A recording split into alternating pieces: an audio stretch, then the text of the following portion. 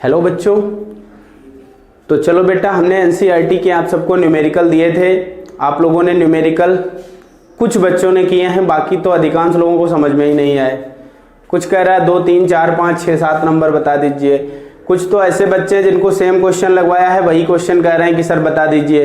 अरे आप लोग उस क्वेश्चन को जरा गौर से देखिए, तो पीछे हमने उसको सॉल्व कराया है, फिर भी आप उसी क्वेश्चन को बार बार हमसे पूछ रहे हो। चलो कोई बात नहीं, एनसीईआरटी में सब कह रहे हैं, कोई कुछ नंबर बोल रहा है, कोई कुछ नंबर बोल रहा है कि ये बता दीजिए। तो चलो फिलहाल हमने ये सोचा है कि हम सारे क्वेश्चन एनसीईआरटी के आपको बता रहे हैं। जिनके लग गए हैं अच्छी बात है, जिनके नहीं लगे हैं वो लोग लगाओ एक तरफ से। और हिंदी मीडियम अपनी बुक खोल के बैठे, इंग्लिश मीडियम अपनी बुक खोल कर बैठे। बुक आप अपने पास खोल कर रखेंगे तब ये वीडियो देखेंगे। अगर आपके पास बुक नहीं है तो वीडियो ये मत देखिए, कोई फायदा नहीं है।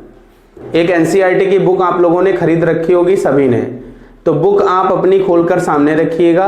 उसी के बाद आप लोग ये वीडियो देखिएगा, ठीक है? क्योंकि हम क्वेश्चन अब यहाँ नहीं लिखेंगे, हम सोल्यूशन सीधे लिखेंगे। क्वेश्चन नंबर आपको हम बताते जाएंगे, आप क्वेश्चन नंबर देखते जाइए और क्वेश्चन को सॉल्व करते जाइए, ठीक है? तो क्वेश्चन नंबर पहला क्वेश्चन हमने आप लोगों को बताया था। ये क्वेश्चन सबका लग गया होगा, और पहले का जो फर्स्ट पार्ट था वो हमने बताया था आपको। क्वेश्चन ये कह रहा था कि इस केमिकल रिएक्शन जो दी गई हैं, इनमें आपको ऑर्डर ऑफ रिएक्शन बताना है और इसका डायमेंशन, यानी डायमेंशन का मतलब है आप लोगों को इसकी यूनिट बतानी है। यूनिट क्या है, इसकी इकाई क्या है, रेट कांस्टेंट की। तो पहले इक्वेशन इसमें हम बता चुके थे, इसकी जो सेकेंड इक्वेशन है वो आप लोग देखिए। सेकेंड इक्वेशन है H2O2 का डिकम्पोजिशन दिखा रहे हैं। H2O2 aqueous plus 3I, H2O2 aqueous plus 3I aqueous plus 3 iodine, iodide ion है, गिव्स क्या दे रहे हैं 2 mole of H2O, 2 mole of H2O plus I3 minus, 2 mole of H2O plus I3 minus दे रहे हैं, ठीक है? और यहां पर H2O2 3I और यहां पर 2H प्लस भी दिया है, यहां पर 2H प्लस भी दिया गया है क्वेश्चन में ही, आप देखेंगे तो ये दिया है। इसके बाद इसके नीचे कह रहे हैं रेट, जो रेट ला दिया गया है वो रेट कह रहे हैं, रेट इज इक्वल टू के H2O2 और I माइनस, ये बोल रहे हैं। अब आप ध्यान से समझिए, ये दे रहे हैं।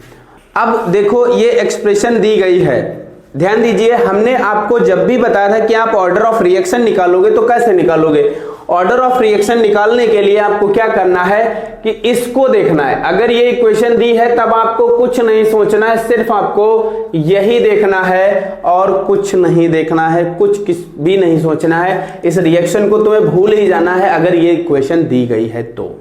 अगर ये नहीं दी गई हो तब भले, लेकिन आपको मैं एक बार फिर से बता रहा हूं कि ऑर्डर ऑफ रिएक्शन एक एक्सपेरिमेंटल वैल्यू है, एक्सपेरिमेंटल वैल्यू है। विदाउट एक्सपेरिमेंट आप नहीं बता सकते, या फिर आपको कोई डेटा दिया गया है तो उस डेटा का यूज करके आप उसको बता सकते हो। डेटा कोई भी वैल्यू या कोई भी मान दिए हैं तो उन मानों का प्रयोग करके ही आप बता सकते हो कि अभिक्रिया की कोटि क्या होगी, अदरवाइज आप ऑर्डर ऑफ रिएक्शन नहीं बता सकते हो, ठीक है? आप डायरेक्टली सोचो कि हम ऑर्डर ऑफ रिएक्शन निकाल लेंगे तो आप नहीं निकाल सकते। जब तक कि आपको कुछ डेटा ना दिया हो या ऐसे एक्सप्रेशन ना दी हो तब तक आप नहीं बता सकते। सिर्फ ये इक्वेशन ऐसे दी गई हो इतनी, और आपसे कहें कि आप ऑर्डर ऑफ रिएक्शन बताओ, तो क्या आप इसका बता सकते हो? नहीं। 2, 4, 6 रिएक्शन जो आपको याद कराई गई हैं, जैसे inversion of sugar, first order और जीरो ऑर्डर में हमने कुछ आपको बताए हैं, तो उनको तो आप बता देना, उनको याद रखना, वो डायरेक्ट पूछी जाएंगे। लेकिन ऐसे इतनी लंबी रिएक्शन लिखकर कोई नहीं, या तो फिर ये दिया होगा आगे, ठीक है? तो अब आपको यही देखना है, ठीक है? आपको यही देखना है। अब आप ध्यान से देखेंगे तो इसमें H2O2 की पावर कितनी है 1, I की पावर कितनी है 1। अब ऑर्डर ऑफ रिएक्शन क्या होता है, इन पावर को आप जोड़ दीजिए। ऑर्डर ऑफ रिएक्शन, इन दोनों पावर को जोड़ो, 1 1 कितना हो गया 2, तो 1 1 1 प्लस 1 इज इक्वल टू 2, तो 2 क्या हो गया ऑर्डर ऑफ रिएक्शन। तो नीचे लिख देंगे hence equation is second order reaction. ये किस ऑर्डर की रिएक्शन है, सेकेंड ऑर्डर रिएक्शन है, ठीक है? ये किस ऑर्डर की रिएक्शन हो गई, सेकेंड ऑर्डर रिएक्शन। अब सेकेंड ऑर्डर रिएक्शन के लिए K क्या होता है, फॉर सेकेंड ऑर्डर, ये तीनों याद रखना। First zero order second order, तो सेकेंड ऑर्डर के लिए k क्या होता है 1/t into x upon a bracket a minus x, यही तो होता है, यही होता है सेकेंड ऑर्डर के लिए। अब देखो यूनिट की बात आई तो ये कंसंट्रेशन और ये कंसंट्रेशन, यूनिट कट गई इसकी यूनिट, मतलब इनकी यूनिट सेम, तो यूनिट कट गई।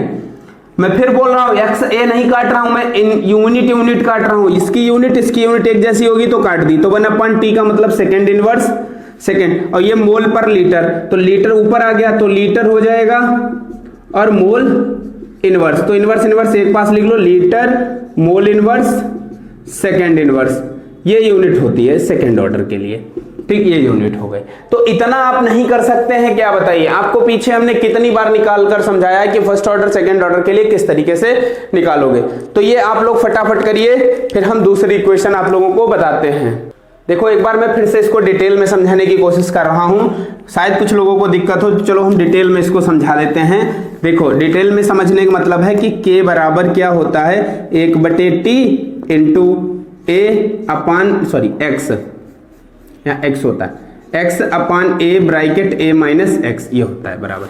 अब 1/t, t का मात्रक क्या होगा भाई, इसका मात्रक और इसका मात्रक कट जाएगा क्योंकि एक जैसा है, t का मात्रक होता है सेकेंड, तो 1/सेकेंड, अब इनटू क्या हुआ 1/1 ये मोल बटे लीटर होगा या नहीं, अपान लीटर। अब जब ये लीटर अपान है तो ये तो ऊपर आ जाएगा, तो बराबर हो गया ये लीटर हो गया। अब लीटर होने के बाद अब ये मोल अपान में है, तो जब अपान वाला ऊपर जाता है तो घात माइनस की होती है नहीं होती है, तो इसकी -1 घात हो गई, मतलब इनवर्स, इसको इनवर्स बोलते हैं, -1 घात हो गए। अब यहाँ अपान सेकेंड है तो सेकेंड भी ऊपर जाएगा, तो क्या हो जाएगा सेकेंड की घात -1, ये यूनिट हो। अब तो समझ में आ गया होगा, ठीक है, अब समझ में आ गया होगा। इसी प्रकार दूसरी इक्वेशन आप करेंगे, आप तीसरी इक्वेशन जो दी गई है, तीसरी इक्वेशन का ऑर्डर हो जाएगा 3/2 ऑर्डर हो जाएगा, इसी को आप कर लेंगे। अब देखो जैसे आप सोच रहे होंगे कि सर फर्स्ट ऑर्डर का हमें पता था, हमने यूनिट बता दी, सेकेंड ऑर्डर की हमने यूनिट बता दी, लेकिन अब बात आ रही है कि जैसे 3/2 है, इसकी रेट कांस्टेंट हम कैसे, इसका तो हमने पढ़ा नहीं है, इसका हम कैसे बताएंगे। तो एक और तरीका होता है किसी भी रिएक्शन के के का यूनिट निकालने का तरीका। क्या तरीका है आप लोग ध्यान दीजिए, हम एक और तरीका आपको बताते हैं जिससे आप किसी भी रिएक्शन की यूनिट बहुत आसानी से निकाल सकते हो। एक तो ये तरीका था, एक और तरीका है जिसके द्वारा आप किसी रिएक्शन की यूनिट निकाल सकते हो। चलो इसको साफ कर लें। अगली इक्वेशन बेटा तीसरी आप लोगों के सामने है, इस इक्वेशन को बहुत ध्यान से देखिए। आज की वीडियो थोड़ी लंबी होने वाली है क्योंकि बहुत क्वेश्चन हमें कराना है, इसलिए थोड़ा स्पीड में कराना पड़ेगा। तो CH3CHO gives CH4 plus carbon monoxide. मैं फिर से बोल रहा हूं ये NCERT सोल्यूशन है, NCERT की बुक आप अपने पास रखिएगा, चाहे हिंदी मीडियम हो इंग्लिश मीडियम दोनों।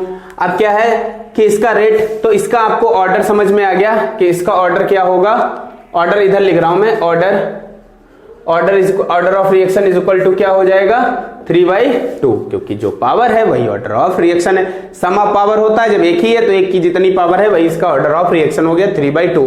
ऑर्डर ऑफ रिएक्शन फ्रैक्शन में हो सकती है ना, क्रिया की कोटि भिन्न हो सकती है, तो ये भिन्नात्मक है। अब ध्यान दीजिए, इसके बाद अगर हम बात करें, बेटा परेशान मत होना, ये इंग्लिश में ही ऐसे लिख लेना ऑर्डर ऑफ रिएक्शन, मतलब कोटि की बात कर रहे हैं हिंदी मीडियम वाले, ठीक है। ऑर्डर ऑफ रिएक्शन 3/2 हो गया। अब ध्यान दीजिए, यहां से अगर आप लोगों को निकालना पड़े इसके वेग स्थिरांक की इकाई, यूनिट ऑफ के, अगर के की इकाई निकालनी पड़े तो आप ध्यान से समझना, इस बात को ध्यान से समझो, क्योंकि इसके लिए तो तुमने के की वैल्यू निकाली नहीं है, तो कैसे करोगे समझो बात को। जैसे रेट को हमने बताया था कि dx/dt होता है, dx/dt होता है नहीं होता है, बराबर क्या हो जाएगा k, और ये हो गया CH3CHO, हो गया नहीं हो गया बोलो, और इसकी पावर 3/2, ये हुआ ठीक। अब आप लोगों को पता है dx ये कंसंट्रेशन है, सांद्रता है कंसंट्रेशन, और कंसंट्रेशन की यूनिट क्या होती है मोल प्रति लीटर।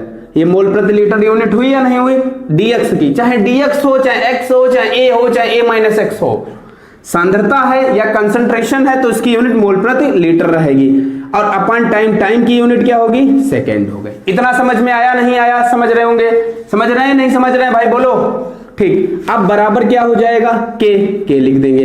ये भी कंसंट्रेशन है, क्योंकि ये भी कंसंट्रेशन है, तो इसकी भी यूनिट क्या हो जाएगी, ब्रैकेट में लिख देंगे मोल पर लीटर, और इसकी पावर क्या हो जाएगी 3/2, 3/2 हो गया।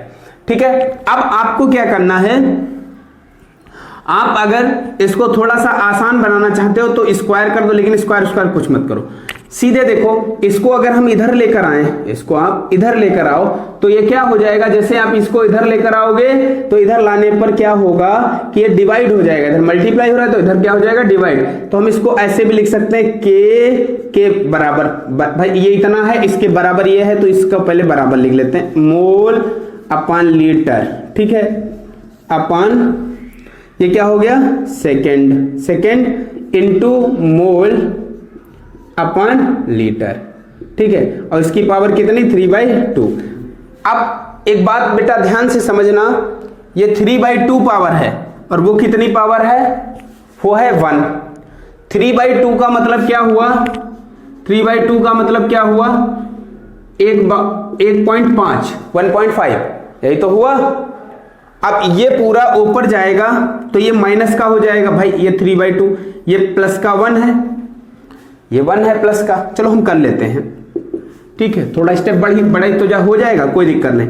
तो ये हो जाएगा मोल अपॉन लीटर की पावर क्या हो जाएगी, ये 1 हो गई, पावर 1 हो गई, नहीं हो गई, और ये जब प्लस की ऊपर जाएगी तो काहे की हो जाएगी, माइनस की। तो भाई सेम है, तो ये गया ऊपर, तो ये माइनस का 3/2 हो गया। ठीक, समझ में आई, अपॉन क्या है, अपॉन सेकेंड ही है। इतना समझ में आया, नहीं आया? अब देखो आगे, जब ये 1 से 3/2 को घटाओगे तो कितना बचेगा, भाई ये इसका एलसीएम लोगे, एलसीएम लासा ले लिया, तो ये 2 कम 2, तो 2 - 3/2 इज इक्वल टू माइनस का 1/2, माइनस का 1/2 आया, बराबर हो जाएगा मोल पर लीटर की पावर -1/2, -1/2। और ये सेकेंड ऊपर गया तो सेकेंड की पावर क्या हो जाएगी, -1 हो जाएगी, नहीं हो जाएगी, ये इसकी यूनिट हो गई, ये इसकी क्या हो गई, यूनिट हो गई। समझ में आई बात या नहीं आई? अब तो आप समझ गए होंगे। तो इसी प्रकार कभी भी के की यूनिट निकालनी पड़े तो आप इस एक्सप्रेशन का यूज करके भी के की वैल्यू निकाल सकते हो, कोई भी दिक्कत नहीं आएगी इसमें। ठीक है बेटा, तो समझ में आई बात या नहीं आई? तो चलो इसको आप कर लिए होंगे, कर लीजिए। इसके बाद फोर्थ वाली जो इक्वेशन है वो फर्स्ट ऑर्डर रिएक्शन आएगी और फर्स्ट ऑर्डर का सेकंड इनवर्स होता है, ये आप लोग कर लेंगे।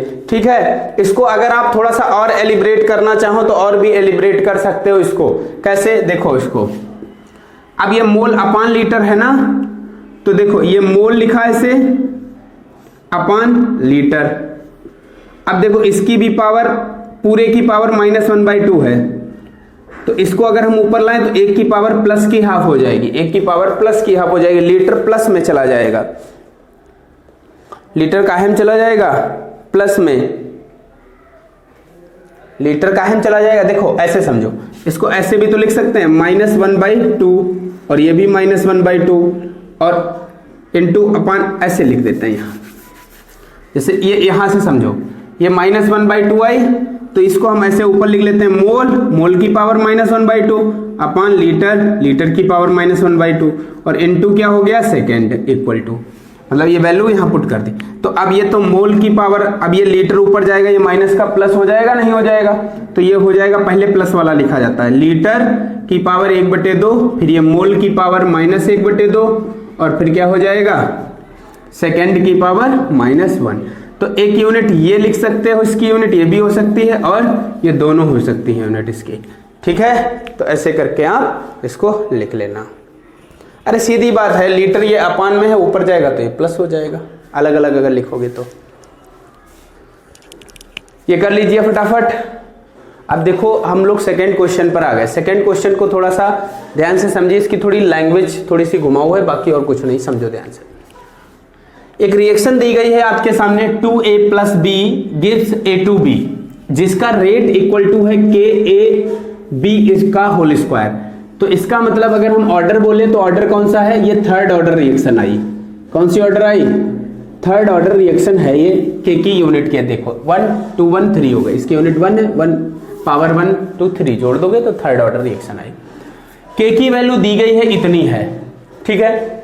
अब आपसे ये कह रहे हैं कि इनिशियल, आप समझिए इनिशियल कितना है, इनिशियल अगर बोल रहे हैं इनिशियल वैल्यू तो इसका कितना बोल रहे हैं, आप क्वेश्चन में ध्यान से देखेंगे तो इनिशियल है व्हेन इनिशियल कंसंट्रेशन ऑफ ए जब दिया है तो 0.1 दिया है, एक इनिशियल कंसंट्रेशन है 0.1 मतलब 10 भी लिख सकते हो, 0.10 मोल पर लीटर, और बी का है 0.2 मोल पर लीटर, ठीक है, जो भी है 0.20, इसको भी आगे एक 0 बढ़ा देते हैं, मोल पर लीटर यूनिट है।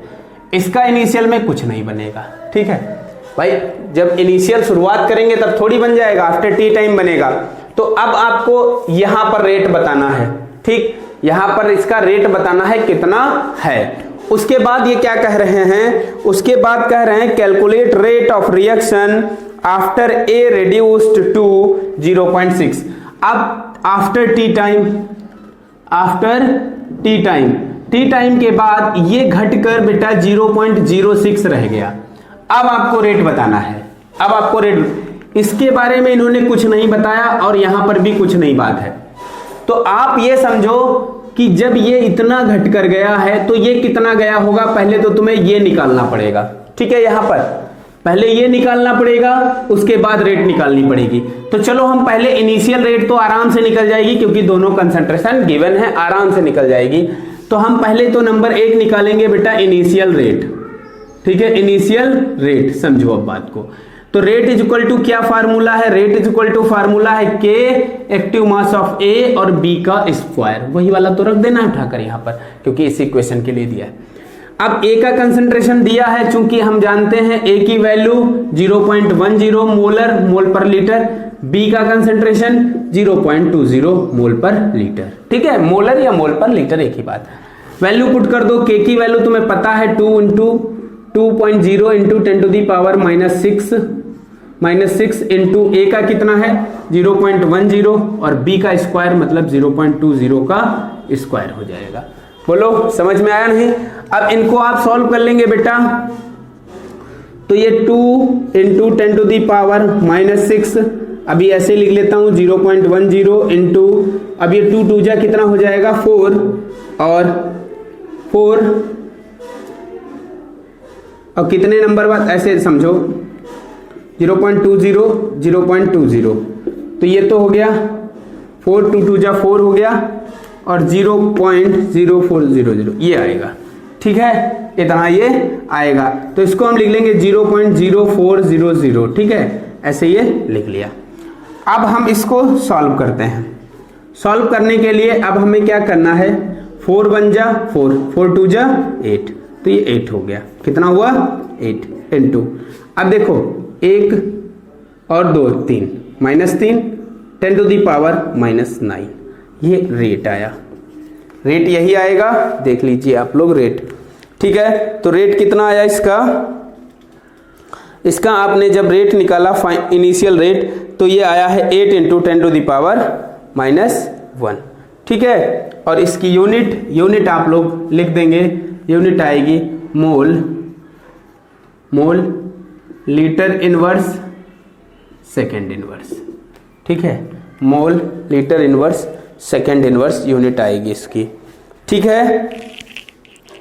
अब आप लोग सोच रहे होंगे कि सर यूनिट ये कैसे आई, mole litre inverse second inverse unit कैसे आई, तो इस यूनिट को हम डिफाइन करते हैं। देखो इसकी मोल पर लीटर, रेट में ऊपर dx/dt होता है कि नहीं होता है, dx/dt, तो 1 मोल पर लीटर कट गया, ठीक है, इसी का हमें बताना है मोल पर लीटर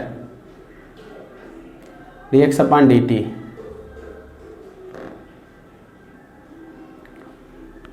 अरे रेट है बेटा, रेट का तो यही यूनिट होती है, कोई भी रेट हो, रेट जब भी निकालोगे तो यही रहेगी, क्योंकि रेट इक्वल टू क्या होता है, रेट इक्वल टू यही होता है ना, हम दूसरे में चले गए थे। रेट इक्वल टू सीधा सीधा हमें पता है dx/dt, और dx का क्या होता है मोल अपन लीटर इंटू सेकेंड, और लीटर ऊपर जाएगा लीटर इनवर्स हो जाएगा, सेकेंड की घात -1 हो जाएगी, यही हो जाएगा, ठीक है, तो इसकी यूनिट तो हमेशा यही होगी। ठीक है, तो ये इतना समझ में आया नहीं आया बोलो भाई। तो अब हम बात करेंगे after T time, rate after T time, बस यही इंपॉर्टेंट है, इसी को थोड़ा ध्यान से समझो। रेट आफ्टर टी टाइम, एक रेट निकल आई बेटा, रेट आफ्टर टी टाइम। तो टी टाइम के बाद रेट क्या होगा, समझो बात को भाई। देखो जब ए 0.06 बचा है रिड्यूस्ड होकर, ठीक है, आप सीधे लिखोगे व्हेन ए reduced to 0.06 मोल पर लीटर। ठीक, तो यूज कितना हुआ, कंसंट्रेशन ऑफ ए यूज्ड, ठीक है, यूज्ड इन रिएक्शन, मतलब ए की वह मात्रा जो रिएक्शन में प्रयोग हुई, ठीक है, मतलब इतनी मात्रा इसकी खत्म हुई, तो प्रयोग कितनी हुई रिएक्शन में, मतलब इतना ये रह गया आफ्टर टी टाइम। मतलब कह रहे हैं कि जब रिएक्शन हुई, अच्छा इतना तुम लोग लिख चुके हो गए, हम इसी के नीचे करते हैं। ठीक है, तो आपको ये समझ में आ जाएगा। ठीक, अब इसी के नीचे ये साफ करके हम कर रहे हैं, तो आपको अच्छे से समझ में आएगा। अच्छा बेटा एक बात बताओ, पहले समझो ध्यान से। देखो इसका जब एक, यानी इसके जब 2 मोल प्रयोग हो रहे हैं, 2, तो इसका कितना प्रयोग हो रहा है, एक प्रयोग हो रहा है, नहीं हो रहा है। मतलब अगर हम कहें इसके x हो रहे हैं, तो इसके कितने यूज होंगे, x/2, हाफ यूज होंगे। ये स्टैक्योमेट्री कह रही है कि जितने मोल A के प्रयोग होंगे उसके आधे मोल B के प्रयोग होंगे।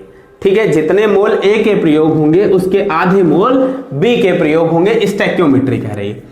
तो अगर इसका 0.06 मोल बचा है, ये बचा है A का, तो इसका यूज कितना हुआ है, उधर कितना यूज हुआ होगा भाई, टोटल था 0.10, अब घटकर बचा है 0.06, तो यूज कितना हुआ, इसमें से घटा दो 0.06 बराबर 0.04, इतना इधर यूज हुआ है। ठीक है, इतना इधर रिएक्शन बना, प्रोडक्ट बनाने में यूज हुआ है, किसका, 0.04 यूज हुआ है। तो अगर इसका 0.04 यूज हुआ है, आप ध्यान दीजिएगा, इसका 0.04 यूज हुआ है, तो इसका कितना यूज होगा बोलो भाई, हाफ हो जाएगा इसका, मतलब 0.02 यूज हुआ होगा। कितना यूज हुआ होगा, 0.02। तो यहां बचेगा कितना, भाई यहां इसका कितना बचेगा, इसमें से हमने जिस प्रकार इसको घटाया, हमें इसका रिएक्टेड पता चल गया, तो इसमें से आप इसको घटाओ तो इसमें बचा पता चल जाएगा। तो जब घटाओगे तो 0.18, इतना इसका बचेगा। समझ में आया कैसे बचा, नहीं समझ में आया, अब तो ये समझ में आ गया होगा, इतना इसका कंसंट्रेशन बचेगा, ये तुमने निकाल लिया। बस अब आप रेट निकाल लो। तो रेट इक्वल टू क्या फार्मूला था भाई, के ए का कंसंट्रेशन बी का स्क्वायर, और के 2 × 10⁻⁻6, ए है 0.06 हो जाएगा। अब 0. कितना हो जाएगा, 0.6, और b क्या, स्क्वायर 0.18 × 0.18। ठीक है, समझ में आया, क्योंकि अब हम इन कंसंट्रेशन पर निकालने वाले हैं। इसको बेटा आप लोग सॉल्व कर लीजिए। जब आप इसको पूरा सॉल्व करेंगे तो सॉल्व करने के बाद फाइनल आंसर आपका आ जाएगा 3.89 × 10⁻⁹ मोल लीटर इनवर्स सेकेंड इनवर्स।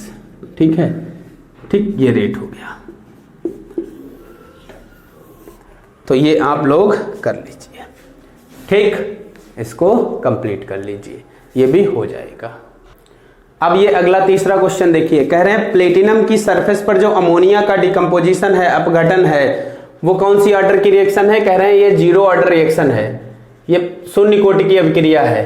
तो जब ये 0 ऑर्डर रिएक्शन है तो आपको नाइट्रोजन और हाइड्रोजन के प्रोडक्शन मतलब उत्पादन की दर बतानी है, जबकि के का मान दिया गया है, के की वैल्यू दी गई है।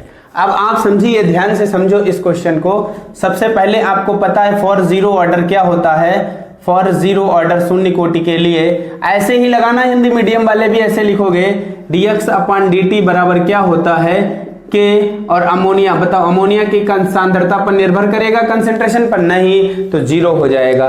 तो मतलब 0 1 हो गया, तो dx अपन dt बराबर क्या हो गया k, और k का मान होता है 2.5 × 10⁻⁻4, यानी k की वैल्यू ये आई।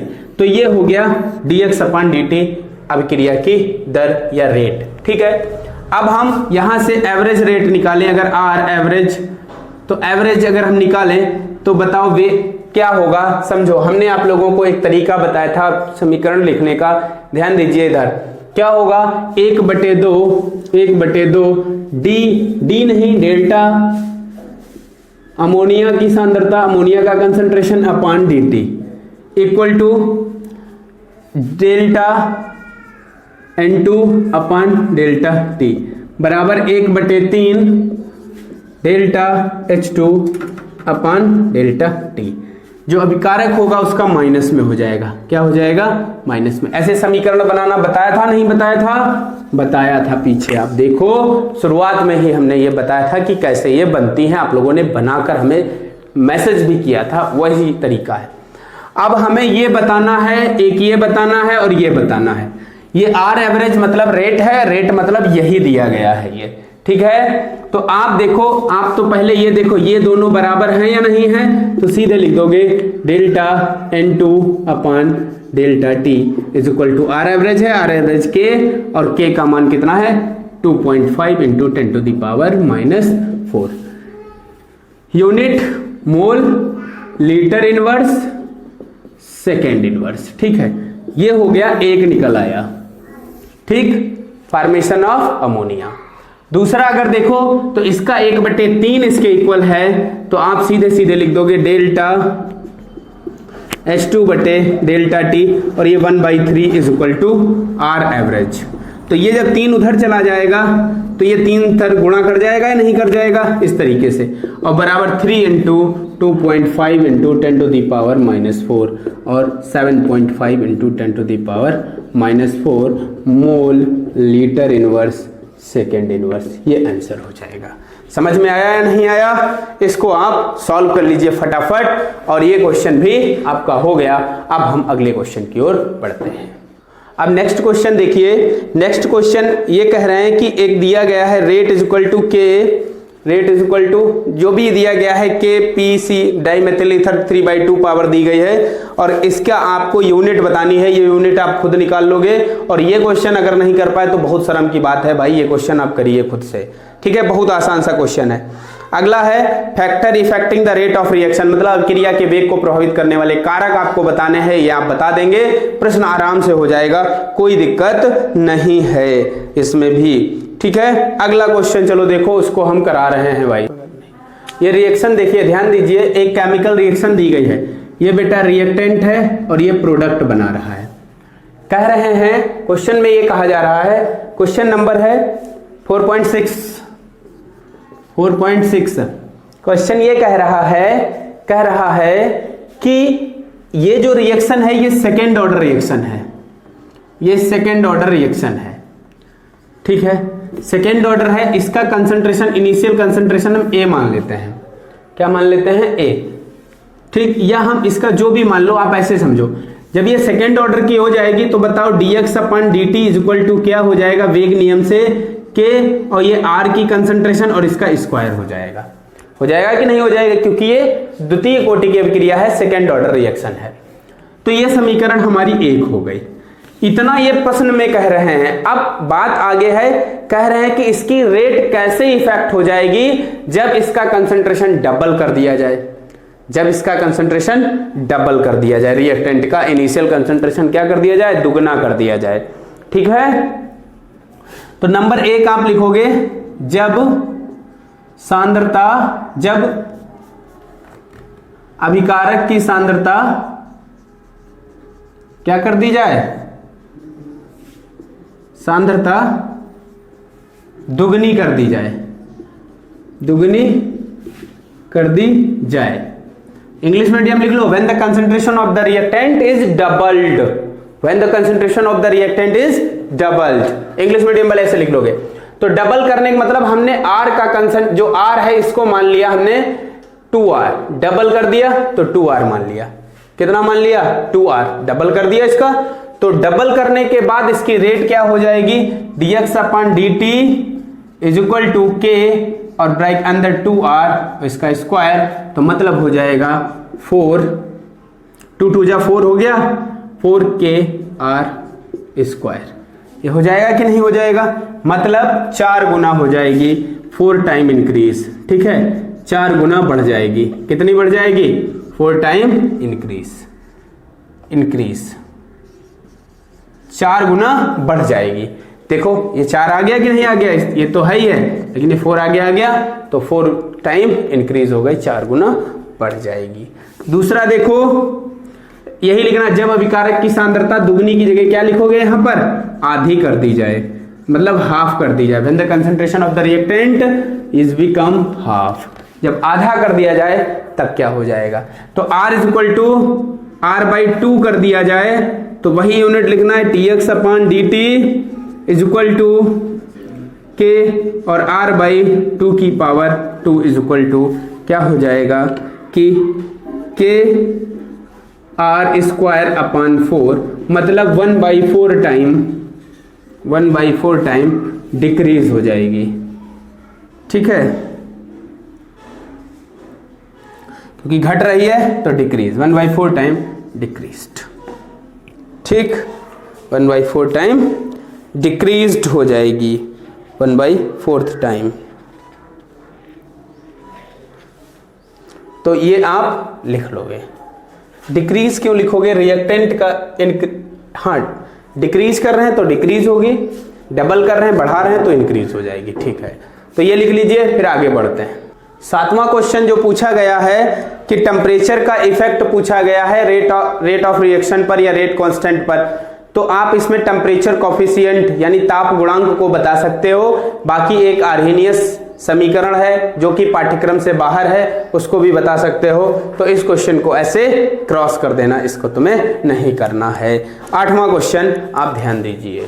8वां क्वेश्चन, ये क्वेश्चन नंबर 4.8 आपके सामने है, इसको आप ध्यान दीजिए। ये टेबल ऐसे बनी हुई है जिसमें लिखा है टाइम, जो सेकंड में टाइम दिया है 0 second, 30 second, 60 second, 90 second. Easter उसका कंसंट्रेशन दिया है, ईस्टर जो है ईस्टर हाइड्रोलिसिस उसकी दिखा रहे हैं और उसका कंसंट्रेशन मोल पर लीटर यानी मोल लीटर इनवर्स दिया है 0.55, 0.31, 0.17, 0.085 दिया गया है। आपसे क्या पूछ रहे हैं, 2 चीजें पूछ रहे हैं। नंबर 1 पूछ रहे हैं एवरेज रेट बताओ, 30 से 60 सेकंड के बीच एवरेज रेट बताओ। दूसरा कह रहे हैं कि वैल्यू ऑफ रेट कांस्टेंट आप बताइए, के की वैल्यू बताइए। और ये जो डेटा दिया गया है ये हाइड्रोलिसिस ऑफ ईस्टर है, और ये भी कह रहे हैं कि ये फर्स्ट ऑर्डर रिएक्शन है। ये भी ये बात कह रहे हैं क्वेश्चन में कि ये फर्स्ट ऑर्डर रिएक्शन है, प्रथम कोटि की अभिक्रिया है। ठीक, तो अब आपको करना क्या है, तो पहला नंबर आपको सॉल्व करना है एवरेज रेट। एवरेज रेट बेटा क्या होता है, जब कभी भी एवरेज रेट निकालना होता है तो हमने आपको बताया था x2 माइनस x1 अपान t2 माइनस t1, मतलब अंतिम सांद्रता और प्रारंभिक सांद्रता बटे अंतिम समय और प्रारंभिक समय। तो जब भी तुम्हें मानना है तो ये तो आपका हो गया टाइम t1, इनिशियल टाइम है, यहाँ कोई रिएक्शन नहीं होगी। इनिशियल टाइम t0 है तो प्रोडक्ट नहीं बनेगा। इसको t1 मान लो, इसको t2 मान लो और इसको t3 मान लो। तो टाइम पहला कितना है 30 सेकंड के बाद प्रोडक्ट बनेगा, 60 पर बनेगा और 90 पर बनेगा। तो अब हमें बताना कितना है, t1 ये हुआ, t2 ये हुआ, इन दोनों के बीच बताना है।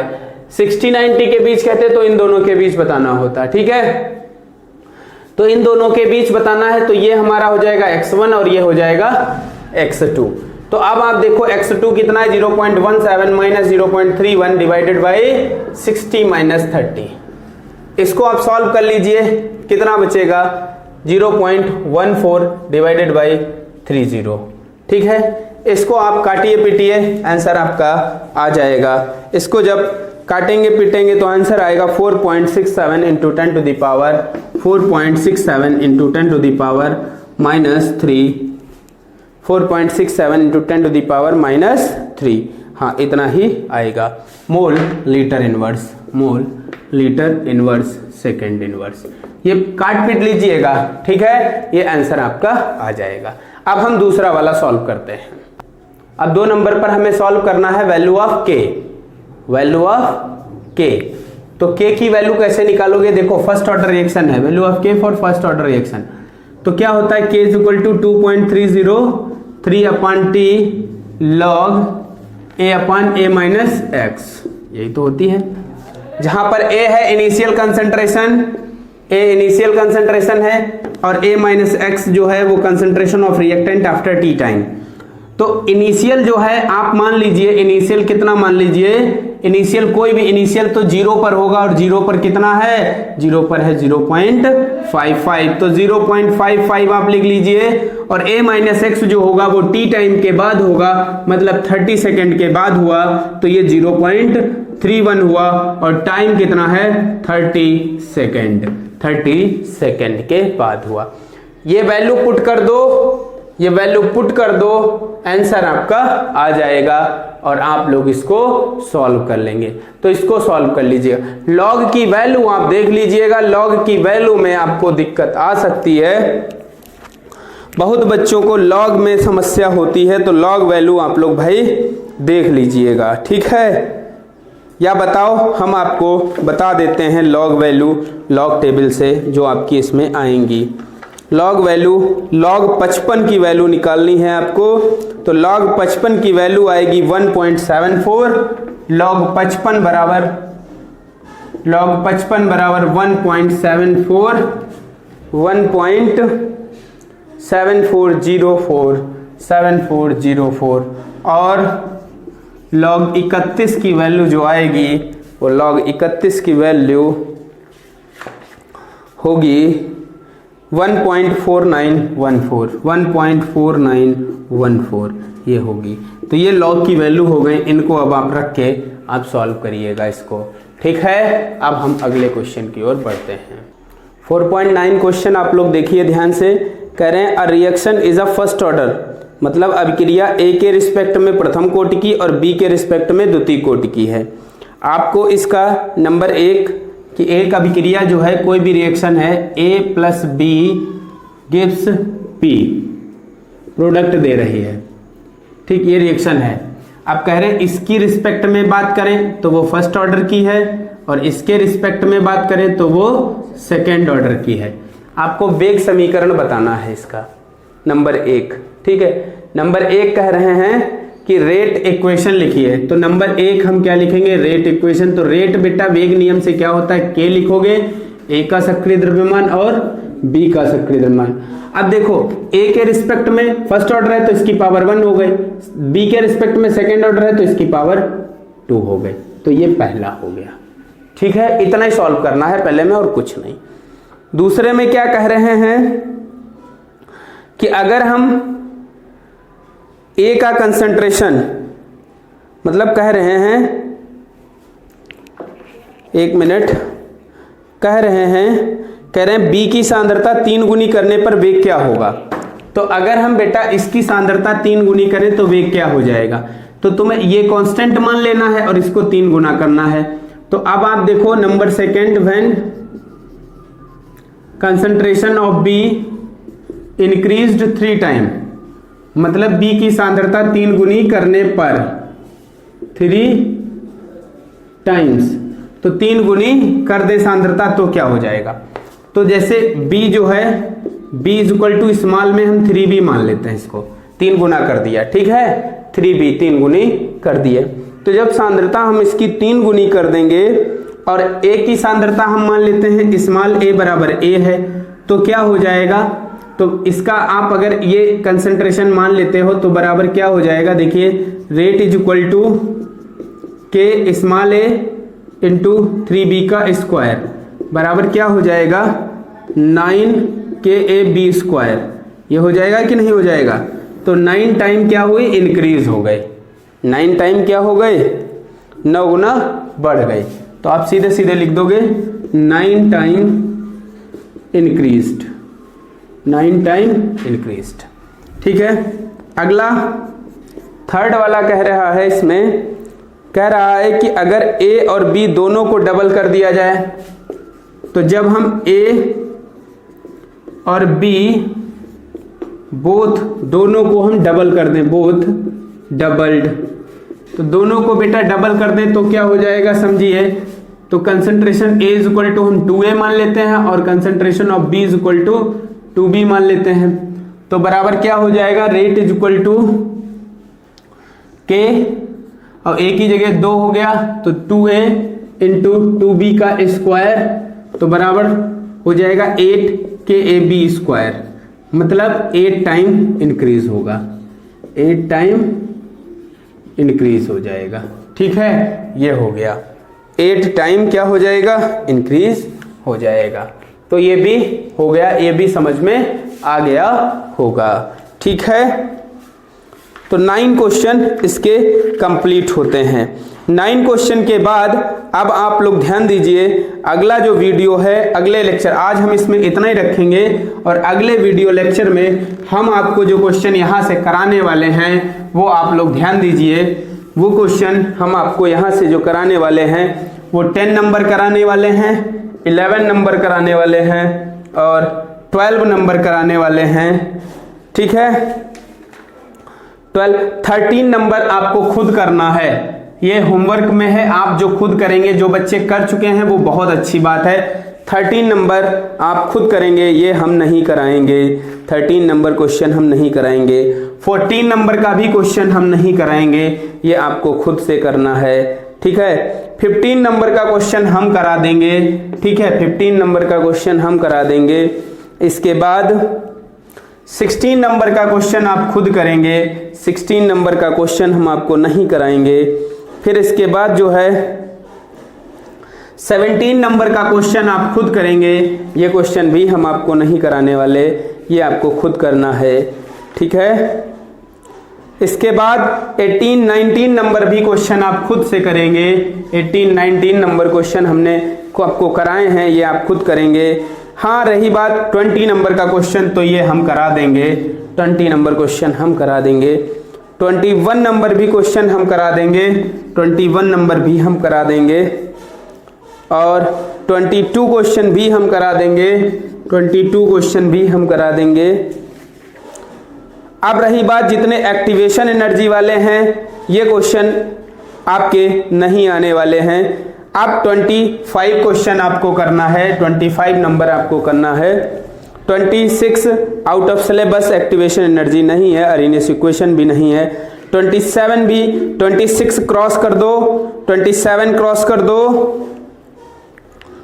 28 भी क्रॉस कर दो, 29 भी क्रॉस कर दो, 30 भी क्रॉस कर दो। ये क्वेश्चन आउट ऑफ सिलेबस आपके नहीं आने वाले हैं।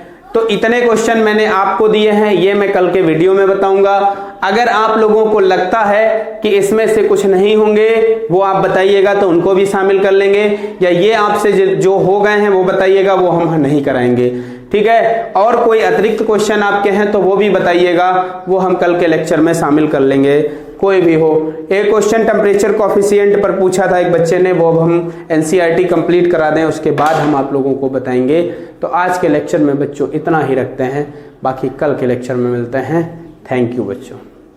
हेलो बच्चों, तो कल हम लोगों ने जितने क्वेश्चन किए थे आज उसी के आगे कंप्लीट करेंगे, और आज ये सारा हम लोग फिनिश करके ही खत्म करेंगे। ठीक है, आज फिलहाल जितनी भी लंबी वीडियो हो जाए, आज हम एनसीईआरटी का सोल्यूशन खत्म कर देंगे और कल से हम लोग नया चैप्टर पढ़ेंगे। तो चलो आज हम 10वां क्वेश्चन, ध्यान दीजिए सभी लोग, 10वें क्वेश्चन से शुरू करते हैं। और सभी लोग बुक अपने सामने खोल के रख लीजिए, बुक से ही देखेंगे सभी लोग, हिंदी इंग्लिश मीडियम दोनों, बुक आप अपने सामने रखिए खोलकर। ठीक है, तो चलो ध्यान दो। देखिए 10वां क्वेश्चन क्या है, कह रहे हैं कि एक रिएक्शन है ए से बी के बीच, ए और बी आपस में रिएक्ट कर रहे हैं, ए प्लस बी आपस में क्या कर रहे हैं, ए है और प्लस बी है, ये आपस में रिएक्ट कर रहे हैं और प्रोडक्ट बना रहे हैं।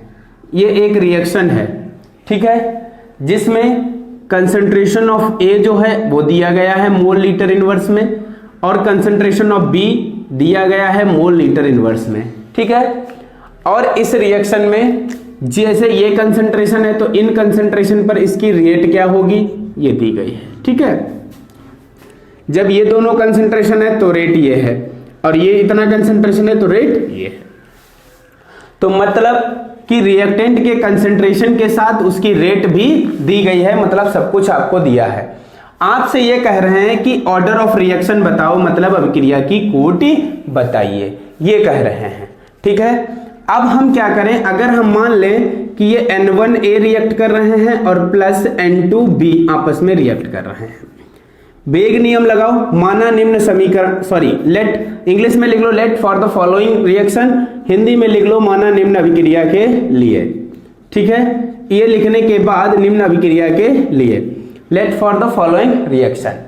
अब ध्यान दीजिए, अकॉर्डिंग टू रेट लॉ, अब बेटा रेट लॉ लगाओ, वेग नियम लगाओ इस पर, तो रेट लॉ अप्लाई करेंगे या वेग नियम लगाएंगे तो क्या आ जाएगा, अभिक्रिया की दर dx/dt rate is equal to क्या हो जाएगा, इसको रेट बोलते हैं पूरे को, इस पूरे को रेट बोलते हैं, रेट भी लिख सकते हो, के कंसंट्रेशन ऑफ A इसकी power N1 concentration of B और इसकी पावर N2, ये हो जाएगा। ठीक है, ये हमारी हो गई इक्वेशन फर्स्ट, इसको हम फर्स्ट मान लेंगे। अब हम लोग क्या करें, पहली कंडीशन ये आपकी हो जाएगी, दूसरी कंडीशन आपकी ये हो जाएगी और तीसरी कंडीशन आपकी ये हो जाएगी। तो ये तीन कंडीशन आपके सामने होंगी और तीन इक्वेशन बनेंगी। मतलब फर्स्ट कंडीशन में A का मान ये रखना है, B का ये रखना है और रेट ये रखनी है। ठीक है, तो अब आप इसी इक्वेशन पर अप्लाई करोगे। अब लिखोगे फॉर, ऐसे लिख दे, सो अकॉर्डिंग टू क्वेश्चन, प्रश्नानुसार जिसे हम बोलते हैं। ठीक है, हिंदी में प्रश्नानुसार। अब ध्यान दीजिए, पहली कंडीशन में जो रेट इसकी कितनी है 5.07, तो रेट की जगह हम ये वाला रेट रख लें, ये भी तो रेट है या नहीं है, तो इसी रेट को रख लेते हैं। 5.07 इंटू 10⁻⁻5 इक्वल टू के तो रहेगा ही, और कंसंट्रेशन ऑफ ए कितना है, ए का कंसंट्रेशन है 0.20। ठीक है, ब्रैकेट के बाहर इसकी पावर क्या है N1 लगा दीजिए। ठीक, फिर B का कंसंट्रेशन कितना है 0.30 और इसकी पावर क्या है N2। ये इक्वेशन हो गई सेकेंड। बोलो समझ में आया या नहीं आई बात। इसी तरीके से देखो, समझना, ध्यान से समझना, हम इक्वेशन बना रहे हैं, अब हम दूसरी इक्वेशन बनाएंगे। इस पर आ जाओ, सेकेंड कंडीशन पर, तो यहां भी आपको R का मान कितना मिल रहा है 5.07 इंटू 10⁻⁻5, के तो रहेगा ही। अब A का कंसंट्रेशन कितना है 0.20, ठीक है, पावर N1, फिर 0.10 पावर N2। ये इक्वेशन सेकेंड हो गई। समझ में आई बात या नहीं आई। अब हम एक और इक्वेशन बनाएंगे इस वाले को यूज करके।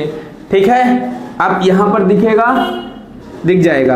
अब ये आएगा 1.43 इंटू 10⁻⁻4, ठीक है, इक्वल टू के ब्रैकेट A का कंसंट्रेशन 0.40 N1 पावर और B का कंसंट्रेशन 0.05 N2 पावर। ये इक्वेशन हो गई आपकी 4, ये है थर्ड। ठीक है, 4 हो गए।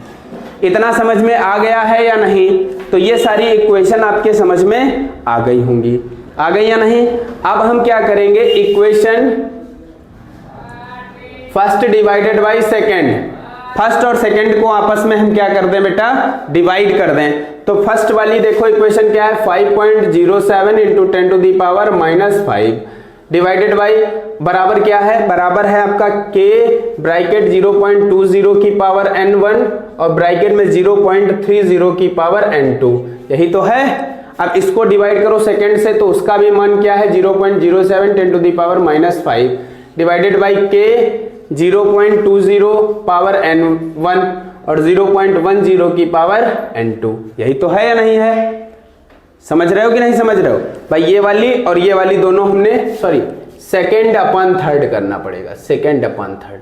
सेकेंड मतलब ये और ये दोनों डिवाइड कर रहे हैं, समझ रहे हो कि नहीं। ये फर्स्ट नहीं, ये दोनों, ठीक है। तो ये डिवाइड कर दिया, नहीं कर दिया, तो ये आपके सामने आ गए। अब हम इसको काटते हैं। देखो ये सेम वैल्यू, ये सेम वैल्यू, कट गई नहीं कट गई। ये वाली बिल्कुल के से के कट गया, ये 0 पॉइंट ये भी बिल्कुल इक्वल है, कट गया।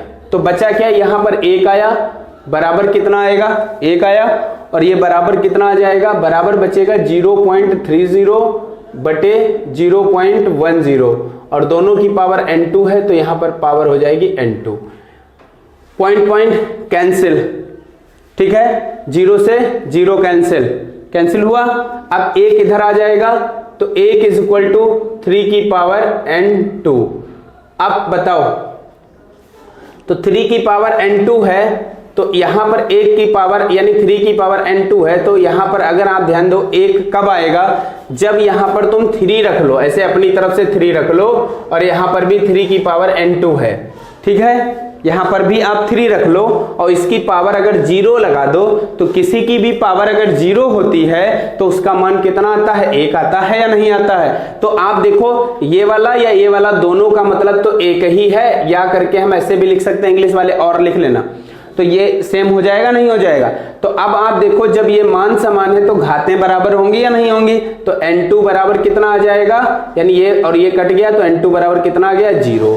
n2 निकल आया 0 है, समझ में बात आई, n2 निकल आया 0। अब n2 तो तुम्हें पता चल गया ये 0 है, अब आप n1 निकाल लीजिए, n1 भी पता चल जाए, दोनों घातों को जोड़ दोगे, अभिक्रिया की कोटि पता चल जाएगी, ऑर्डर ऑफ रिएक्शन पता चल जाएगा। समझ में बात इतनी आई या नहीं आई, तो इतना आप करिए, फिर थोड़ा साफ करना पड़ेगा इसमें, फिर हम आगे इसको बताते हैं। अब आप लोगों को क्या करना है, इक्वेशन 3 को डिवाइड करोगे 2 इक्वेशन 2 से, ठीक है, इक्वेशन 3 डिवाइडेड बाई इक्वेशन 2, तो करो फिलहाल इतना, पहले इतना करो फिर हम डिवाइड करते हैं जल्दी से फटाफट। तो बेटा आप ध्यान दीजिए, अब हम क्या कर रहे हैं, जो यहाँ पर इक्वेशन 4 है, ये 4 इक्वेशन को थर्ड इक्वेशन से डिवाइड करेंगे, थर्ड को सेकंड से पहले डिवाइड कर लिया था, अब हम करेंगे 4 इक्वेशन को थर्ड इक्वेशन से डिवाइड। तो 4 इक्वेशन तो ये वाली हमारी है, इस इक्वेशन को पहले देखो ऊपर लिख लिया, उल्टा हमने लग रहा है कर दिया है, इसको हमें थोड़ा सा उल्टा कर दिया है, चलो इसको हम साफ कर देते हैं, कोई दिक्कत नहीं, दोबारा कर लेंगे, ठीक है। 4 इक्वेशन सबसे ऊपर लिखते हैं, 4 इक्वेशन क्या है, 1.43 into 10 to the power -4 divided by 5.0 equal to लिख देते हैं k, और फिर क्या है 0.40 की पावर n1, 0.05 की पावर n2, ये है, ये इक्वेशन हमने लिख ली, ठीक है, ये 4 इक्वेशन। इसी के नीचे हम लिखेंगे अब थर्ड इक्वेशन, तो 5.07 into 10 to the power -5 equal to divided by k, 0.20 की पावर n1, 0.10 की पावर n2, ये हो जाएगा। ध्यान देना बच्चों, बिल्कुल ध्यान से करिएगा, देखो इक्वेशन आपके सामने लिखे, आप डिवाइड कर लीजिएगा अपने आप, ठीक। आप ध्यान दीजिएगा, कैसे k कट गया, अब इन n2 हमें पता है 0 वैल्यू है, तो अगर हम इसको अब आगे सॉल्व करें तो ये पॉइंट से पॉइंट कैंसिल हो गया और ये जाएगा ऊपर प्लस हो जाएगा, तो -4 से +5 घट जाएगा, चलो हम कर ही देते हैं।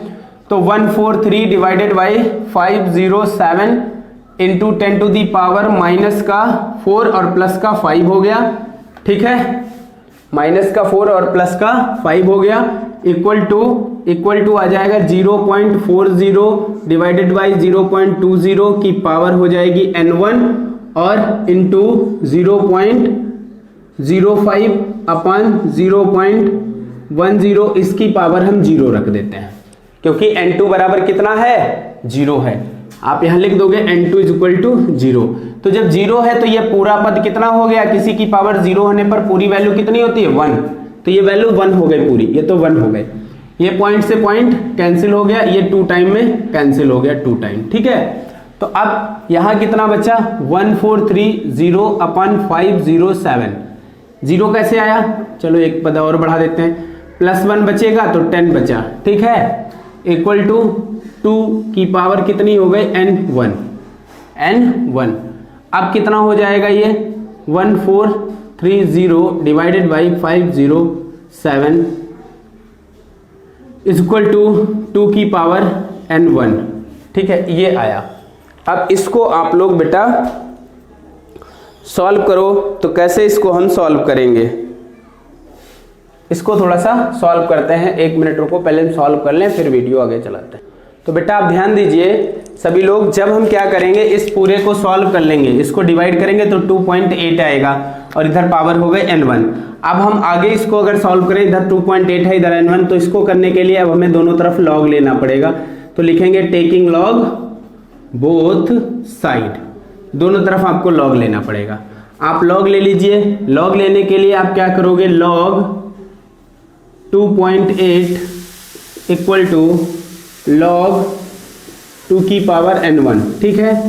तो अब इसको आगे सॉल्व करो तो n1 log 2, ये हो जाएगा log 2.8। तो n1 is equal to log 2.8 divided by log 2। log 2.8 की वैल्यू आप देख लो, या ना देखना चाहो तो इस पॉइंट को हटाओ, अपन 0 कर दो। 20 हो गया, नहीं हो गया? इसको आप देखें तो log 28 माइनस log 20, ये हो जाएगा, डिवाइड है तो माइनस हो जाता है, ठीक है, रूल होता है। log 28 की वैल्यू हम आपको लॉग टेबल से देखकर बताते हैं। log 28 की वैल्यू होगी, 28 की वैल्यू 0 पर देखेंगे जब आप, तो आएगा 1.447, ठीक है। कितना होगा, 1.447 माइनस, और log 20 की वैल्यू अगर आप देखेंगे तो log 20 की वैल्यू आएगी बेटा 1.301, ठीक है।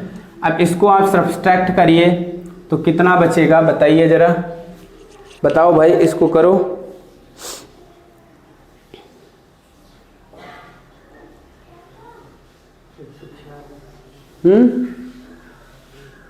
कुछ गड़बड़ हो रहा है, 1 मिनट बेटा, कुछ गड़बड़ हो रहा है, कुछ गड़बड़ हुआ है भाई, रुक जाइए।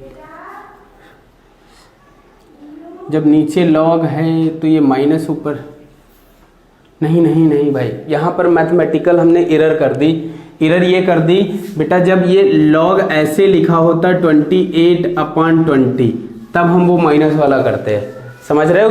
जब दोनों नीचे लॉग अलग अलग लिखा है तो तुम्हें लॉग की वैल्यू रखनी पड़ेगी। इसकी हमने 1.447 बताई थी ना, 1.447, और इसकी 1.3010।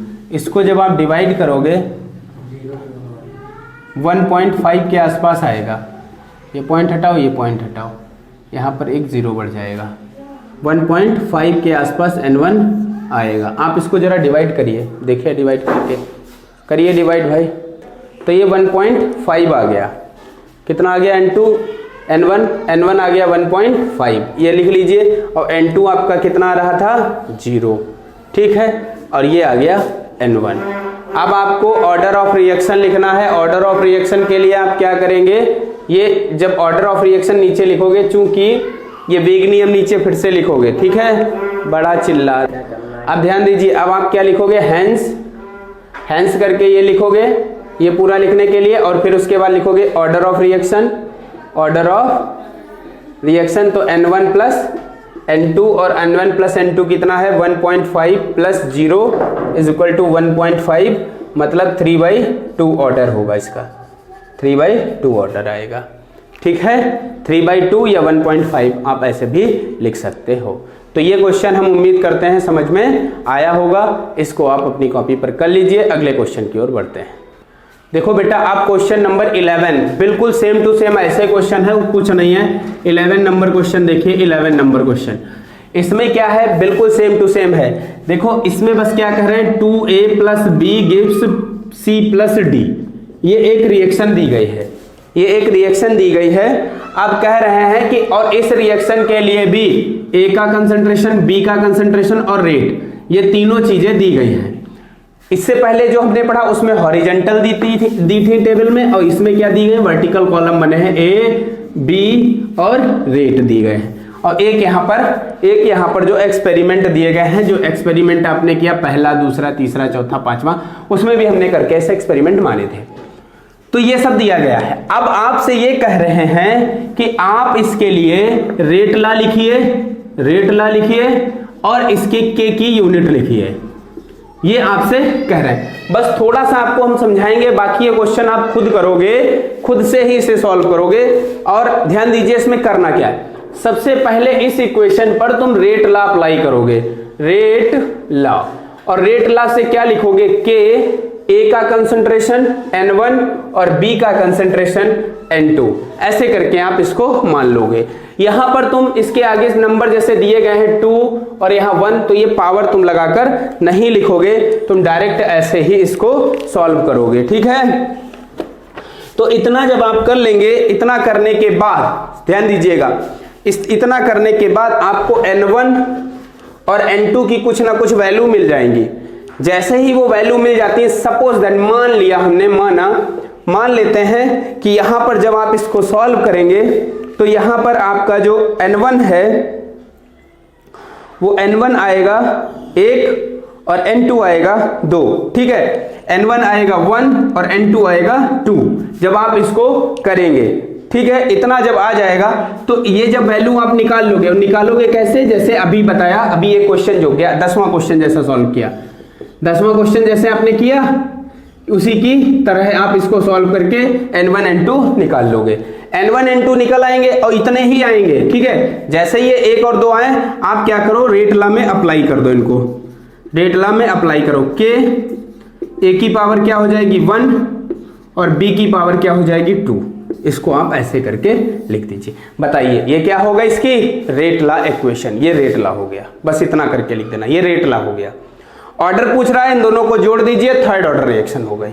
यूनिट ऑफ के पूछ रहा है, तो आपने पहला क्वेश्चन हमने कराया था कैसे यूनिट निकालनी होती है, तो थर्ड ऑर्डर की यूनिट उसी तरीके से निकाल लेंगे, के की यूनिट भी निकाल लेंगे। समझ में आया नहीं आया? इस क्वेश्चन को आपको खुद करना है और खुद आप कर लेंगे, आप ध्यान देंगे तो आपको समझ में आ जाएगा। इसलिए इस क्वेश्चन को सभी लोग अपने आप करिएगा। हम अगले क्वेश्चन की ओर बढ़ते हैं, ध्यान दो बेटा। अब हम लोग 12th क्वेश्चन की ओर बढ़ते हैं। जो 12th क्वेश्चन है, ध्यान दीजिए, 12वें क्वेश्चन की ओर बढ़ते हैं। 12वां क्वेश्चन क्या कह रहा है? 12वां क्वेश्चन ये कह रहा है कि A और B के बीच रिएक्शन हो रही है। ध्यान से समझो, A और B के बीच क्या हो रही है? रिएक्शन हो रही है। A प्लस B के बीच रिएक्शन हो रही है और यहाँ पर प्रोडक्ट बन रहा है, ठीक है। अब A के रिस्पेक्ट में with respect to A reaction है फर्स्ट ऑर्डर की, फर्स्ट ऑर्डर मतलब प्रथम कोटि की, और B के रिस्पेक्ट में विद रिस्पेक्ट टू B यानी B के सापेक्ष जीरो ऑर्डर रिएक्शन है, शून्य कोटि की अभिक्रिया है, ठीक है, जीरो ऑर्डर रिएक्शन है, ये कह रहे हैं। तो वेग नियम क्या हो जाएगा? रेट लॉ अगर हम लिखें रेट लॉ, तो रेट लॉ वेग नियम मतलब क्या हो जाएगा? रेट इक्वल टू के A का कंसंट्रेशन और B का कंसंट्रेशन। अब A के रिस्पेक्ट तो कौन सी ऑर्डर की है? फर्स्ट ऑर्डर प्रथम कोटि, तो इसकी घात 1 हो गई, और इसके रिस्पेक्ट जीरो ऑर्डर तो इसकी घात 0 हो गई। इसकी घात 0 का मतलब इस पर डिपेंड नहीं कर रही, तो ये गायब हो जाएगा, तो ये तो मान 1 हो गया, तो K और A की पावर ये हो जाएगी। ये इक्वेशन हमारी फर्स्ट बनेगी। ये तो 0 हो गया, उससे हमें मतलब नहीं, तो B से कोई मतलब नहीं है। तो और ये टेबल में एक्सपेरिमेंट दिए हैं, 4 एक्सपेरिमेंट हैं आपके सामने, जिसमें ये A का कंसंट्रेशन मोल पर लीटर, ये भी मोल पर लीटर, और ये इनिशियल रेट है, प्रारंभिक दर है। आप टेबल में देख लोगे, टेबल अपनी किताब से बना लोगे, ठीक है। ये 0.1 0.1 ये सब मान दिए गए हैं। अब समझो B जब B पर डिपेंड नहीं कर रहा, तो इससे तुम्हें कोई मतलब नहीं, इसको तुम भूल जाओ, इससे कोई मतलब नहीं, ये तुम्हें कंफ्यूज करने के लिए दिया गया है, इससे तुम्हें कोई मतलब नहीं है, ठीक है। ये तुम्हारी रेट है। अब क्या करना है, ध्यान दीजिए। तो एक्सपेरिमेंट हम 1 में या फर्स्ट में बात करते हैं, प्रथम एक्सपेरिमेंट में बात करते हैं। तो प्रथम एक्सपेरिमेंट में रेट इक्वल टू क्या है? ये रेट हो गए, रेट इक्वल टू होता है K इंटू A, ठीक। तो यहां से हम K अगर निकालना चाहें तो K बराबर क्या हो जाएगा? रेट बटे A का कंसंट्रेशन हो जाएगा, नहीं हो जाएगा? अब बेटा रेट कितना दिया गया है? पहले एक्सपेरिमेंट में अगर आप देखो तो रेट कितना दिया गया है? 2.0 into 10 to the power -2 divided by A का कंसंट्रेशन 0.1, ठीक। ये पॉइंट हट गया, ये पॉइंट हट गया, तो 20 गुणे 10 की घात -2, 20 गुणे 10 की घात -2 आया, -2 हट जाएगा तो K का मान आएगा 0.2, 0.20 आया, ठीक है। और इसको हम लिखेंगे सेकेंड इनवर्स। क्या आएगा? Second inverse. सेकेंड इनवर्स इसलिए आएगा क्योंकि ये रेट है, रेट का होता है मोल लीटर इनवर्स सेकेंड इनवर्स, और इसका होता है मोल पर लीटर, तो ये कट गया, कट गया नहीं कट गया, ठीक है। तो इसीलिए इसकी यूनिट क्या होगी? Second inverse. और फिर याद रखो प्रथम कोटि के लिए वैसे भी K का मान क्या होता है? सेकेंड इनवर्स होता है, ठीक है। तो ये सेकेंड इनवर्स हो गया, क्योंकि यहाँ टाइम जो दिया गया है वो रेट जो है ब्रैकेट में लिखा होगा, काहे में, मिनट में है सेकंड में है, रेट में देखो जरा बेटा, मिनट इनवर्स है शायद, नहीं देखो क्या है, मिनट इनवर्स है। रेट में क्या है, देखो यूनिट दी गई है, देखो टेबल में इनिशियल रेट मोल litre inverse minute inverse, minute inverse है तो ये बेटा मिनट में होगा, ठीक है। ये काहे में होगा, ये सेकंड ना होकर ये काहे में होगा, मिनट इनवर्स होगा, ठीक, ये हो गया। तो ये के का मान आ गया। अब तुम्हें ये रिक्त स्थान इसमें भरने हैं, रिक्त स्थान भरने, मतलब यहां पर तुम्हें ए का कंसंट्रेशन बताना है दूसरे एक्सपेरिमेंट में। तो सेकेंड एक्सपेरिमेंट की बात करें हम, तो सेकेंड एक्सपेरिमेंट में क्या करना है, हमें देखो ए का कंसंट्रेशन बताना है, देख रहे हो जहां पर रिक्त स्थान है वो बताना है, बाकी सारा कुछ तो दिया गया है कि नहीं। तो ध्यान दो बच्चों, क्या करना है, देखो सेकेंड एक्सपेरिमेंट में हमें किसकी वैल्यू, यहां पर जो ये वैकेंट स्थान है ए का कंसंट्रेशन बताना है। बी से कोई मतलब ही नहीं है, बी का कोई कॉन्सेप्ट ही नहीं, जब बी पर डिपेंड नहीं कर रहा तो हमें उससे मतलब ही नहीं, छोड़ो उसको। और ये रेट दिया गया है, तो हमें पता है क्या होता है, यही वाला लिखना है इसे, रेट इक्वल टू क्या होता है, रेट इक्वल टू के एक्टिव मास ऑफ ए, ठीक है। अब हमें ए का कंसंट्रेशन बताना है, ए का ही तो बताना है ए, तो ए का कंसंट्रेशन इक्वल टू क्या हो जाएगा, रेट अपॉन के, और रेट बेटा कितना है, रेट है देखो 4.0 into 10 to the power -2 upon, और के कितना है 0.20, ये पॉइंट हटा ये पॉइंट हटा, 1 0 बढ़ गया, ठीक है। 1 0 से 1 0 कैंसिल, और ये आया 40/2 इंटू 10 टू दी पावर -2, इसको आप काट देंगे 2 2 जा, तो 20 into 10 to the power -2 is equal to 0.20, ठीक है, मोल पर लीटर। तो ये मोल पर लीटर हो गया, ये आ गया ए का कंसंट्रेशन। तो ये इतना समझ में आया नहीं आया, ये एक्सपेरिमेंट सेकेंड एक्सपेरिमेंट में हो गया, ठीक है। नहीं समझ में आया सेकेंड एक्सपेरिमेंट में ये कैसे आया, समझ गए होंगे। अब हम बात करेंगे थर्ड एक्सपेरिमेंट की। तो बेटा ये बच्चों हम साफ कर रहे हैं, इधर वाला ये साफ कर रहे हैं, ठीक है, ये लिख लेना, क्योंकि बोर्ड तो बड़ा है पर्याप्त, लेकिन कैमरे के फोकस में जितना आ रहा है उस हिसाब से थोड़ा सा छोटा पड़ जा रहा है और बड़ा बड़ा लिखना पड़ रहा है। तो ध्यान दो बच्चों, तो अब हमें सेकेंड एक्सपेरिमेंट के बाद अब हम बात करते हैं थर्ड एक्सपेरिमेंट की। तो थर्ड एक्सपेरिमेंट में बेटा ध्यान दो क्या होगा, हमें थर्ड एक्सपेरिमेंट में ये तो दिया है, हमें के का मान बताना है, रेट, इनिशियल रेट बताना है, ये बताना है, ये यहाँ पर क्वेश्चन मार्क है। तो अब बच्चों क्या करना है, वही लिखना है आपको, क्या लिखना है, रेट इज इक्वल टू क्या होता है, के और एक्टिव मास ऑफ ए, ठीक है।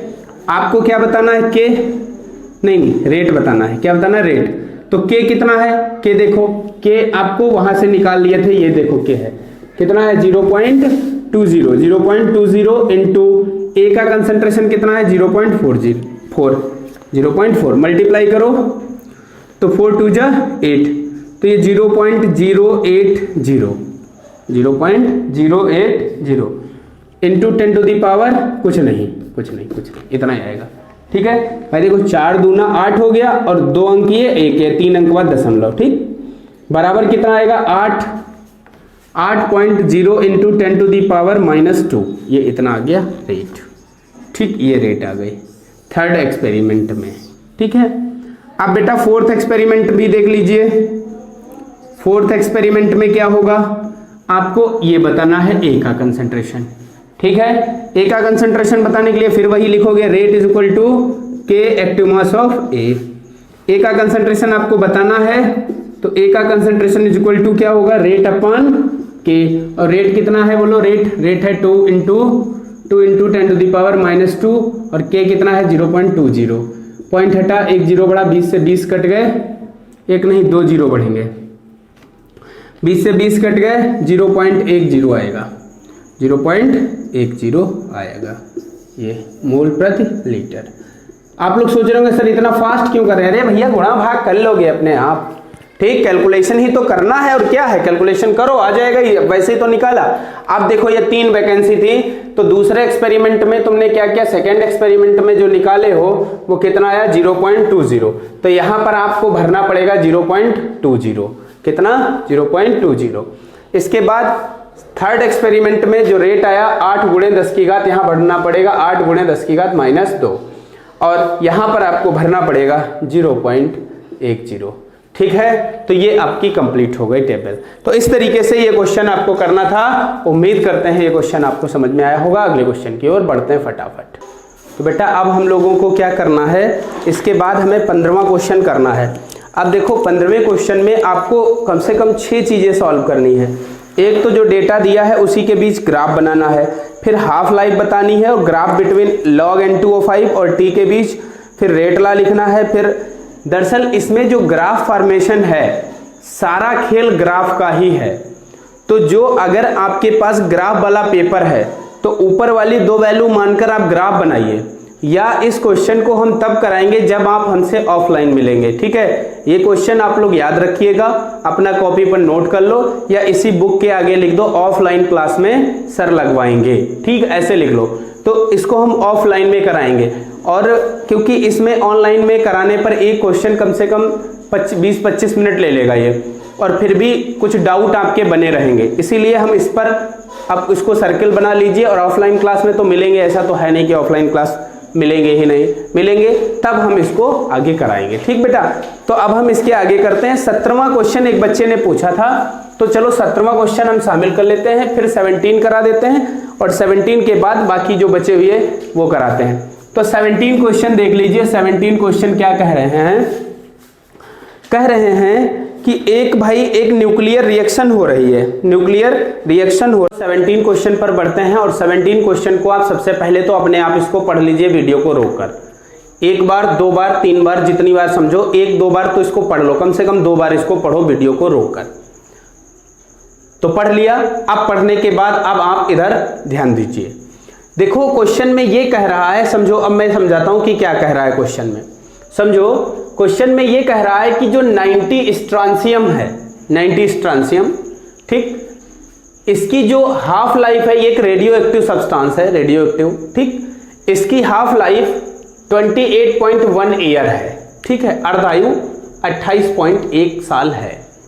कह रहे हैं कि जैसे जो न्यूबॉर्न बेबी होता है, जो नवजात शिशु, न्यूबॉर्न बेबी, इसके अंदर बेटा कैल्शियम अब्जॉर्ब होता है, वही तो हड्डियों को मजबूत बनाता है। धीरे धीरे हड्डियां मजबूत होती चली जाती हैं, और वो चाइल्डहुड में जैसे जैसे आता है वैसे वैसे उसकी हड्डियां मजबूत होती, फिर उसके बाद अर्ली चाइल्डहुड, फिर लेटर चाइल्डहुड में आता है, फिर उसके बाद आगे ऐसे तरीके से डेवलप करता रहता है, लेकिन कैल्शियम अब्जॉर्ब होता है। लेकिन कह रहे हैं क्वेश्चन में कि अगर कैल्शियम ना अब्जॉर्ब हो, कैल्शियम के स्थान पर, in place of calcium, calcium absorb नहीं हो रहा है, इसकी जगह पर 90 स्ट्रांसियम एब्जॉर्ब हो रहा है। क्या एब्जॉर्ब हो रहा है? 90 स्ट्रांसियम बच्चे के अंदर एब्जॉर्ब हो रहा है इंस्टेड ऑफ कैल्शियम, ठीक, कैल्शियम के स्थान पर। जो कि अब भाई इसके अंदर बहुत सारी मेटाबॉलिक रिएक्शंस होंगी जिनमें पदार्थों का अपघटन भी होगा, मटेरियल लॉस्ट होंगे, लेकिन कह रहे नहीं, ये जो 90 स्ट्रांसियम एब्जॉर्ब हुआ है ये मेटाबॉलिक रिएक्शन में भी पार्टिसिपेट नहीं करता है, उपापचयी अभिक्रियाओं में भाग नहीं लेता है। तो कह रहे हैं no lost in the metabolic reaction, तो मेटाबॉलिक रिएक्शन में भी नहीं भाग ले रहा है। अब आप बताओ कि इसी बच्चे में 10 साल के बाद कितना पदार्थ बचेगा? 10 साल के बाद जब 60 साल का ये हो जाएगा तब उसमें कितना रह जाएगा, ये आपको बताना है। जबकि इसकी एक मात्रा दी गई है, शायद 1 माइक्रोग्राम है। कितनी मात्रा दी गई है? मात्रा कह रहे हैं 1 माइक्रोग्राम।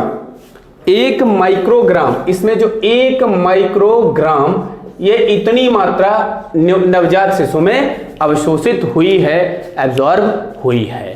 समझ में अब क्वेश्चन आया नहीं आया? अब तो आपको क्वेश्चन समझ में आ गया होगा। अब इसको हम सॉल्व करते हैं। ध्यान दो, ध्यान से समझो। देखो इसको अगर हम कहें तो इसकी जो हाफ लाइफ है टी हाफ है 28.1 ईयर, ठीक है। यहां से हम अब आप सबको हमने बताया था कि all the radio active reactions, जितनी भी रेडियो एक्टिव अभिक्रिया होती हैं वो सभी प्रथम कोटि की अभिक्रिया होती हैं, फर्स्ट ऑर्डर रिएक्शन। ये याद रखना, जितनी भी रेडियो एक्टिव रिएक्शन है वो सभी प्रथम कोटि की अभिक्रिया होती हैं। तो आप लिख लेना सभी रेडियो एक्टिव अभिक्रियाएं प्रथम कोटि की अभिक्रिया होती हैं। तो यहां से के प्रथम कोटि के लिए क्या हो जाएगा? 693/T हाफ, और T हाफ आप वैल्यू रख दोगे 693/28.1। इसको आप सॉल्व कर लोगे। तो जब बेटा इसको आप सॉल्व करोगे तो 2.466 गुणे 10 की घात गुणे 10 की घात -2 ईयर इनवर्स आ जाएगा, -2 ईयर इनवर्स आ जाएगा। ठीक है, ईयर इनवर्स, ये के का मान आ गया। समझ में इतना आया? के निकल आया, नहीं निकल आया?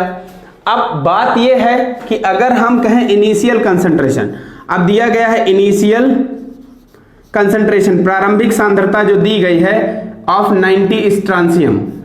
ठीक है, प्रारंभिक सांद्रता दी गई है किसकी? स्ट्रांसियम 90 की। तो प्रारंभिक सांद्रता जो होती है उसको हम किससे दर्शाते हैं? ए से दर्शाते हैं। और ए बराबर कितना है बेटा? 1 माइक्रोग्राम है, 1 माइक्रोग्राम है। समय कितना दिया गया है? 10 वर्ष। पहले 10 वर्ष बाद बात कर लें। और समय जब 10 वर्ष है तो 10 वर्ष बाद कितना होगा? 10 वर्ष बाद, आफ्टर 10 ईयर। ठीक है, तो कंसंट्रेशन ऐसे लिख लेंगे, concentration of strontium 90 after 10 year. तो 10 साल बाद कितना हो जाएगा? तो 10 साल बाद ये जो है वो होगा, इसको हम लिखेंगे a-x। क्या लिखेंगे? a-x, और यही हमें बताना है, a-x। ठीक है, ये हमको क्या करना है? बताना है। तो चलो हम इसको सॉल्व करते हैं और इसे बताते हैं। ये थोड़ा सा हम यहाँ पर क्लोजअप लिख देते हैं, 2.466 इंटू 10⁻⁻² ईयर इनवर्स। ठीक है, अब हम ध्यान दीजिए, तो फर्स्ट ऑर्डर के लिए क्या होता है? फर्स्ट ऑर्डर के लिए बेटा क्या होता है? k = 2.303/t log a/a-x, यही तो होता है फार्मूला। ठीक है, अब k आपको पता है, k कितना है? k है बेटा 2.466 गुणे 10 की घात -2 बराबर 2.303/t का मान है 10 log a का मान है 1/a-x। ठीक है, इसको आप पूरा सॉल्व कर लेंगे। सॉल्व करने पर log a-x बराबर पता है कितना आ जाएगा? गुणा भाग करो, काटो पीटो, और काटने पर आपका log a-x आएगा माइनस का 0.1071, माइनस का 0.1071, ये इतना आएगा। इसको जब आप काटोगे पीटोगे, ठीक है, तो ये इतना आएगा। ठीक, अब देखो ये गुणा भाग भाई कर लेना। अब ये आ गया, अब इसका तुम्हें एंटी लॉग लेना पड़ेगा। क्या लेना पड़ेगा? Anti log. Taking anti log. तो एंटी लॉग में क्या होता है? ये जो माइनस की वैल्यू है, ठीक है, इसको तुम्हें प्लस में बदलना होता है। प्लस में बदलने के लिए तुम्हें क्या करना पड़ेगा? -0.1071 है, ठीक है, इसको तुम इसमें से एक जोड़ दो और एक घटा दो, एक जोड़ दो और एक क्या कर दो? तो एक प्लस का एक माइनस का। तो ये माइनस का, अब ये प्लस माइनस ये घट जाएगा, घट जाएगा नहीं घट जाएगा? तो ये माइनस वाला जो घात है इसको आप इतना एक पास रखो, इसको एक बार, या इसको तुम ऐसे करो, एक के ऊपर ऐसे माइनस की पावर लगा दो, बार हो गया। अब प्लस का कितना बचेगा? यहां पर देखो, घटाओ 1.00000 और यहाँ कितना 0.1070, जीरो कितना 3, यहाँ पर कितना आया 9 और यहाँ पर 8। ठीक है, तो 0.8930 ये आया। ठीक, ये एंटी लॉग लेने का तरीका बता रहे हैं। अब देखो जो ये पावर बार लगा होता है ये 10 की घात माइनस में जाता है 1, और इसका एंटी लॉग देखो 89 का, लॉग टेबल में एंटी लॉग देखो 89 का, तो 89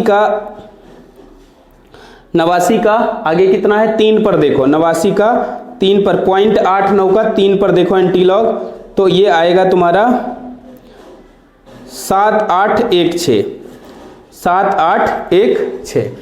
तो ये आया तुम्हारा 7.816। अब ये -1 तो ये आ जाएगा बराबर 0.7816 माइक्रोग्राम। ये इतना आ गया A-x। ठीक है, कितने साल बाद बेटा? 10 साल बाद। ठीक है, समझ में आया या नहीं आया? तो 10 साल बाद हमने इतना कर लिया, अब 60 साल बाद आप निकालो।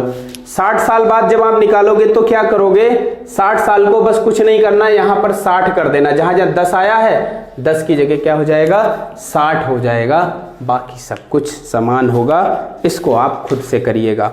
और 60 साल बाद जो उत्तर आएगा वो उत्तर आएगा 0.2278 ग्राम, 0.2278 ग्राम, सॉरी माइक्रोग्राम।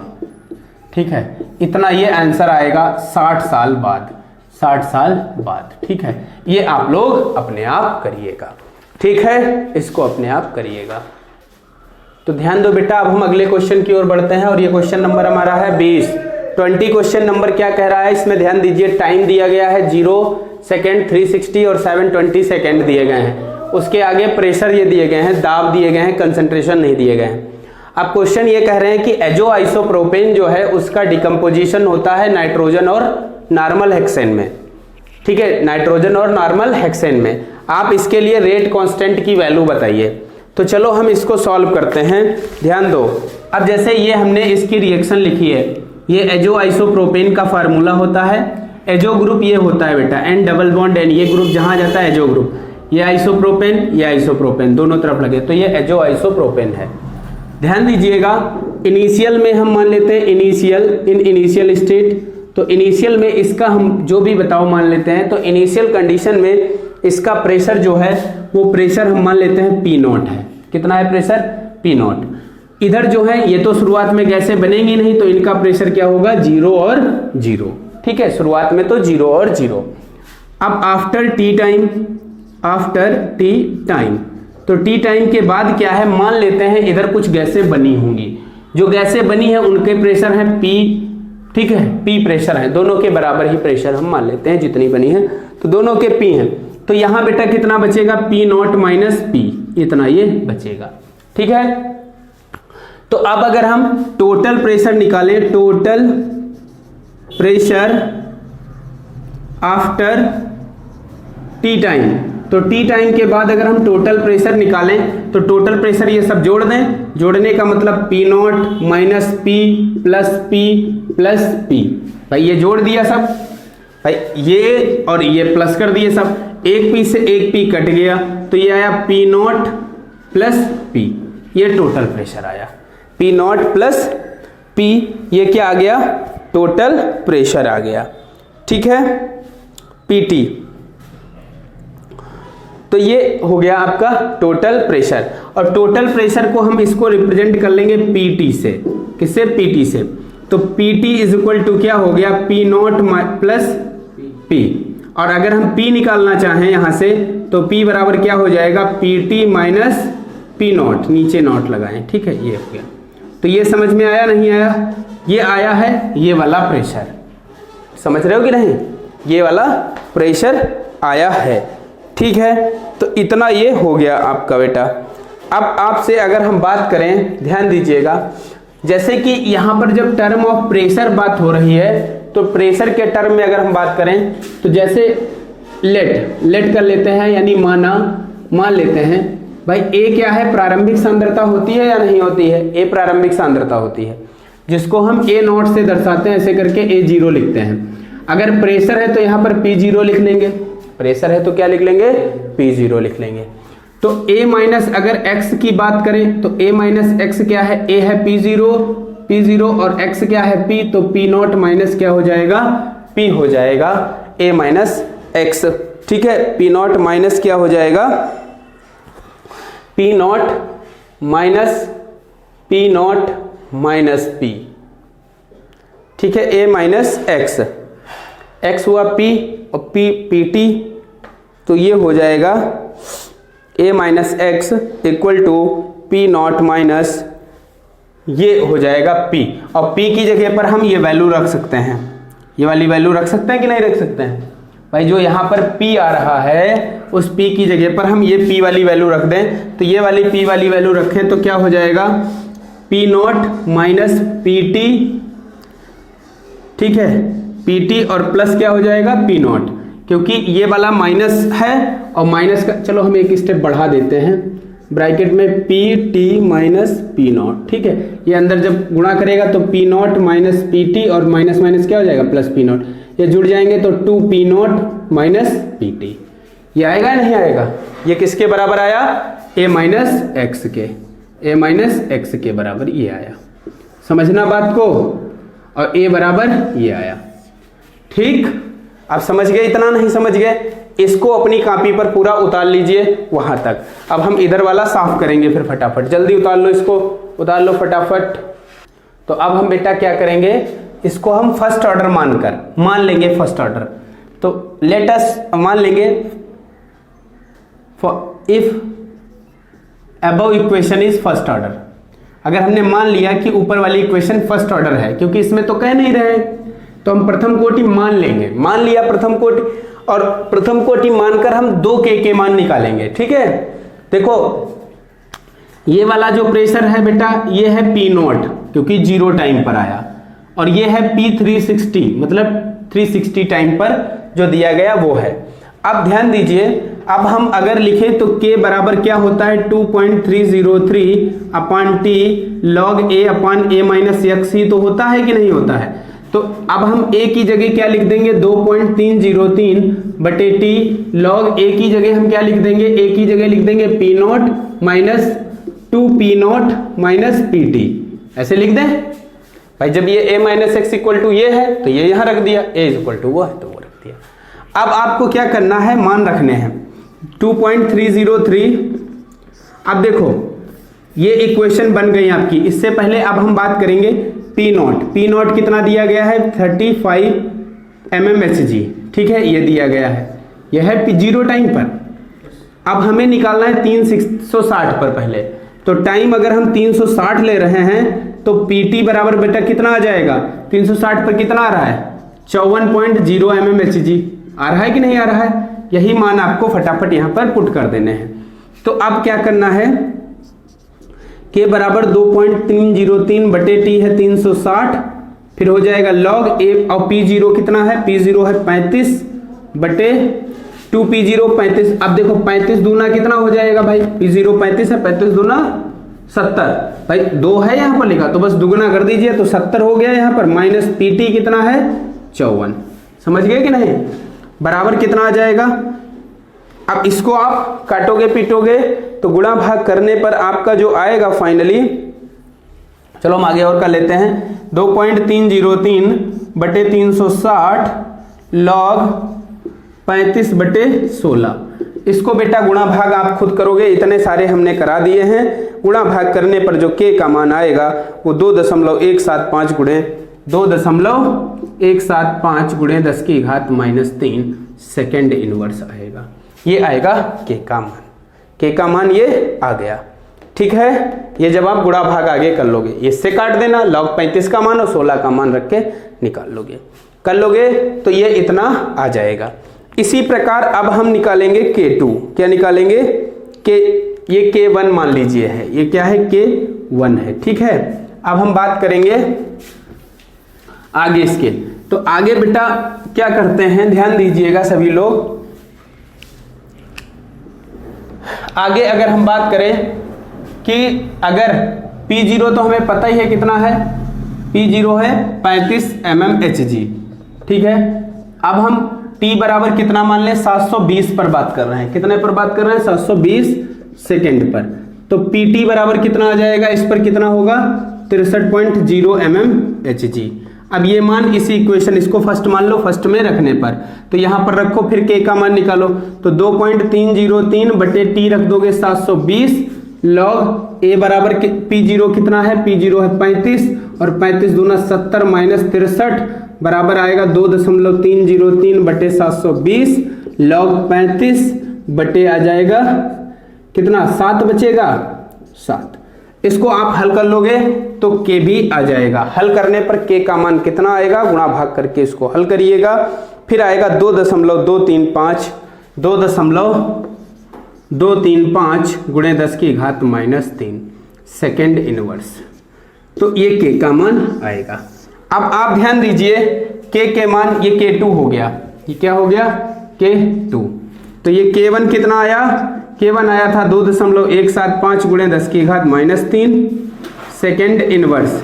तो देखो दोनों में K के मान लगभग बराबर आ रहे हैं, लगभग बराबर, थोड़ा सा अंतर है, तो अभिक्रिया प्रथम कोटि की है, ये तो कंफर्म हो गया।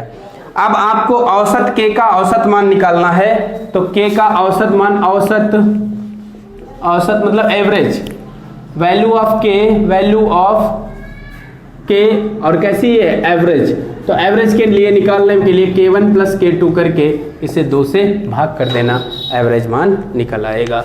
ठीक है, तो ये इस प्रकार से आप इसको सॉल्व कर लेंगे और उत्तर आ जाएगा। अब देखो बचा प्रश्न 21 और 22।